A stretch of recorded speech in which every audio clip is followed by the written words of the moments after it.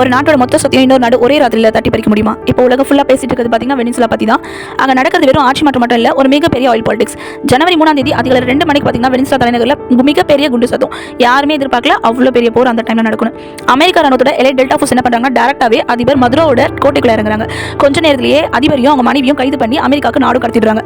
இப்போ மதுரோ பார்த்தீங்கன்னா நியூயார்க் ஜெயிலில் விசாரணைக்காக காத்துட்டு இருக்காரு. மதுரோவை தூக்கின உடனே வெனிசுலா உச்சநீதிமன்றம் என்ன பண்ணுறாங்கன்னா ரொம்ப அவசரமா துணை அதிபர் இருக்காங்க டெல்சி அவங்கள தற்காலிக அதிபராக அறிவிச்சிடுறாங்க. ஆனால் அதிபர் ட்ரம்ப் என்ன சொல்றாருன்னா இனிமே வெனிசுலாவை அமெரிக்கா தான் தற்காலிகமாக வழி நடத்தும் அப்படின்னு வெளிப்படையாக சொல்லிடுறாரு. இது ஏன் நடந்தது தெரியுமா? உலகத்திலேயே அதிக எண்ணெய் வளம் இருக்க நாடு பார்த்தீங்கன்னா வெனிசுலா. இவ்வளவு நாளா சீனாவும் ரஷ்யாவும் தான் இந்த எண்ணெயை அனுபவிச்சுட்டு இருந்தாங்க.